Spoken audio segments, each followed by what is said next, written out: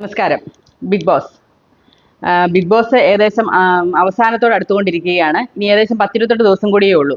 അപ്പം എപ്പിസോഡ് കണ്ടിട്ടൊന്നും നമുക്ക് ആരും വിലയിരുത്താൻ പറ്റില്ല. ലൈവ് കാണാൻ പറ്റുന്നവർ ലൈവ് കണ്ടിട്ട് തന്നെ വോട്ട് ചെയ്യുക. കാരണം നമ്മുടെ ഭാഗത്ത് ഉള്ള കൃത്യമായിട്ട് ചെയ്യാൻ വേണ്ടിയിട്ട് ലൈവ് കാണുന്നാലേ നമുക്ക് കൃത്യമായിട്ട് ഓരോ കാര്യങ്ങളും മനസ്സിലാവുള്ളൂ. കാരണം മറ്റേതിനകത്ത് കൃത്യമായിട്ട് അവർക്ക് ടാർഗറ്റ് കാണും, അതനുസരിച്ചാണ് അവർ ചെയ്തുകൊണ്ടിരിക്കുന്നത്. എപ്പിസോഡിനകത്ത് ലൈവ് കാണുമ്പം നമുക്ക് കൃത്യമായിട്ട് മനസ്സിലാവും ഓരോരുത്തരും ഏത് രീതിയിലാണ്. ഇന്നലെ തന്നെ കഴിഞ്ഞ ദിവസം ഇന്ന് രാവിലെ ഒരു ബഹളം ഉണ്ടായത്, പാല് പിരിഞ്ഞു പോയി. ആ പാല് പിരിഞ്ഞു പോയത് അനുമോൾ എടുത്ത് കളഞ്ഞു. അപ്പം ലക്ഷ്മി വന്ന് ബഹളം ഉണ്ടാക്കി. ആ പാല് പിരിഞ്ഞതുകൊണ്ട് പനീർ ഉണ്ടാക്കാമായിരുന്നു. ശരിയാണ്, പനീർ ഉണ്ടാക്കാൻ വലിയ വിഷമമുള്ള കാര്യമൊന്നും ഒരു തുണിക്കകത്ത് പിരിഞ്ഞിട്ട് അത് പനീർ ഉണ്ടാക്കിയാൽ കൂട്ടാനുണ്ടാക്കാം, നല്ല കറി ഉണ്ടാക്കാം. അപ്പം അത് കളഞ്ഞെന്നും പറഞ്ഞ് ബഹളം ഉണ്ടാക്കിയെന്ന് പറഞ്ഞു. അതൊരു ബഹളം, അതൊരു ആവശ്യത്തിനുള്ള ബഹളമാണ്. അനുമോൾ എന്ത് ചെയ്താലും അത് ശരിയാണ്. അനുമോൾ എന്ത് ചെയ്താലും അതിനെ സപ്പോർട്ട് ചെയ്യണം. അനുമോൾ ചെയ്യാത്ത കാര്യങ്ങളൊക്കെ തെറ്റുമാണ്. മനസ്സിലായോ? ആ രീതിയിലുള്ള കാര്യങ്ങളാണ് പോയിക്കൊണ്ടിരിക്കുന്നത്. ഒരു ഉദാഹരണം കൂടെ ഞാൻ പറയാം.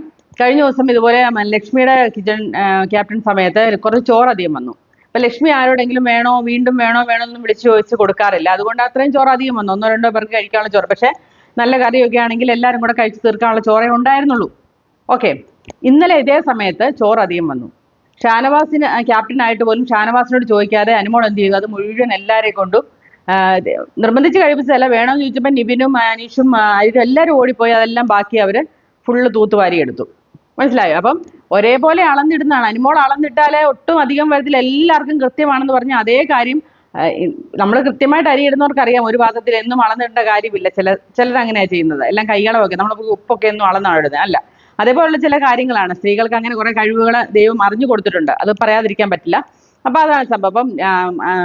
ലക്ഷ്മിയുടെ അധികം വന്നപ്പോൾ അത് വലിയ വിഷയമാക്കി. അതൊരു വലിയ ഇഷ്യൂ തന്നെ ആക്കി അനുമോള്. മനസ്സിലായോ? ഒരു വലിയൊരു കണ്ടന്റ് ആക്കി.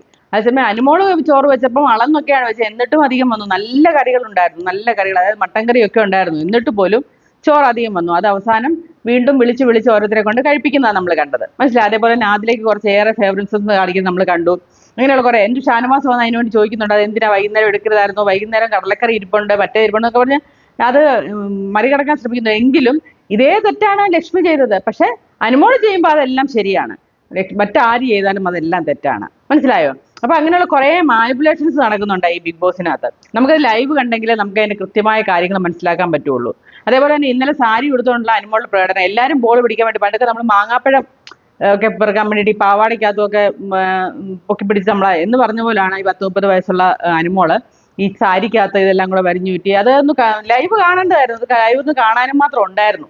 പറയാതിരിക്കാൻ പ്രവൃത്തിയില്ല. ബാക്കി എല്ലാവരും പോയി ഡ്രസ്സൊക്കെ മാറി പറഞ്ഞു ഞാൻ ഇതിനകത്ത് ചെയ്യുന്നുള്ളൂ എന്ന് പറഞ്ഞിട്ട് ആരെന്ത് പറഞ്ഞാലും എനിക്ക് പക്ഷേ ലൈവ് കണ്ടിട്ട് നിങ്ങൾ വോട്ട് കൊടുക്കുക, അതായിരിക്കും നല്ലത്.